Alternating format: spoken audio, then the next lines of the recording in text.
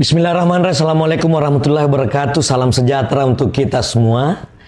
Saya tidak sedang bicara sebagai pengamat. Saya bicara sebagai seorang yang tumbuh bersama seragam, turun ke jalan bersama reformasi, dan hari ini berdiri di ruang publik.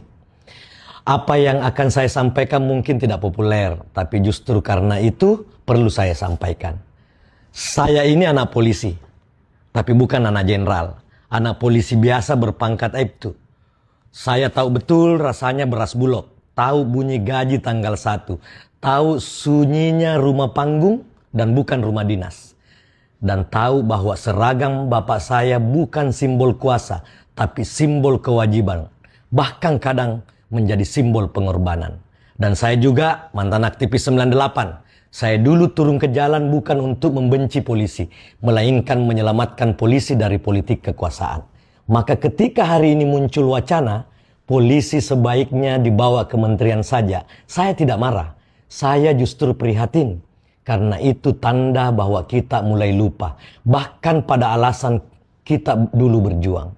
Reformasi 98 memisahkan Polri dan TNI bukan untuk melemahkan polisi, tetapi untuk memuliakan hukum. Agar hukum tidak lagi berbicara dengan bahasa senjata. Agar polisi tidak lagi menjadi bayang kekuasaan. Polisi sipil itu bukan polisi jinak. Polisi sipil adalah polisi yang beradab secara konstitusi. Bukan polisi yang ditaruh di bawah meja menteri. Mari jujur secara logika. Menteri adalah jabatan politik. Setiap pagi berpikir koalisi. Setiap malam menghitung elektabilitas. Kalau polisi diletakkan di bawah kementerian, yang kita pindahkan bukan sekedar struktur, tetapi loyalitas. Dari hukum ke kekuasaan, dari konstitusi ke kepentingan. Dan itu bukan solusi, itu kemunduran yang dibungkus dengan jargon. Tapi saya tidak sedang menutup mata juga. Ada polisi yang buruk, ya ada. Dan saya tidak membelanya. Tapi mari kita ukur dengan akal sehat, bukan dengan emosi viral. Jumlahnya 0,00 sekian, namun viralnya 0,1 juta. Karena kamera lebih suka skandal daripada pengabdian. Algoritma lebih mencintai kemarahan daripada kebenaran. Satu oknum jatuh, ratusan ribu polisi baik ikut ditampar. Dan anehnya kita menyimpulkan lembaganya yang salah. Ini logika malas yang terlalu sering kita pelihara bersama. Sebagai anak polisi, saya tahu satu hal. Kebanyakan polisi tidak hidup mewah. Yang mewah itu hanya berita tentang mereka. Mereka bekerja dalam senyap, disumpahi ketika salah, dilupakan ketika benar. Kalau yang ingin diperbaiki adalah perilaku, maka perbaikilah substansinya. Perbaiki etikanya, perbaiki sistem karirnya, perbaiki budaya kuasanya, dan perbaiki pengawasannya. Bukan dengan memindahkan Polri ke bawah kementerian. Seolah-olah penyakit etik bisa sembuh hanya dengan ganti papan nama. Dan sebagai akademisi, izinkan saya tegas, negara hukum tidak butuh polisi yang dilemahkan.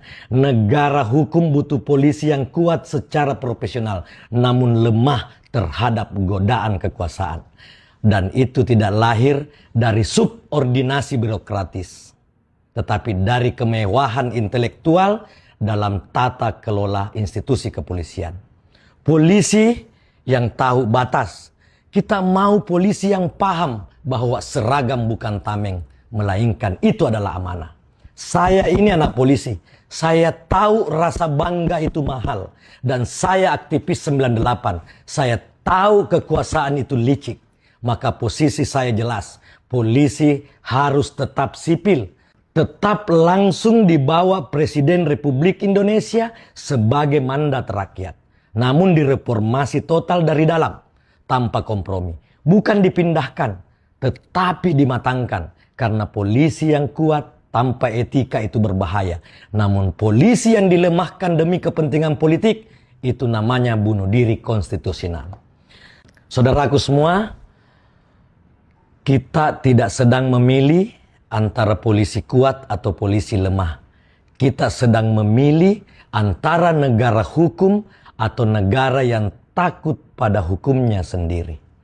Dan reformasi 98 telah lama memilih jawabannya. Salam hormat dari saya, Profesor Dr. Insinyur Sakir Sabara bin Aibtu Haji Lawata.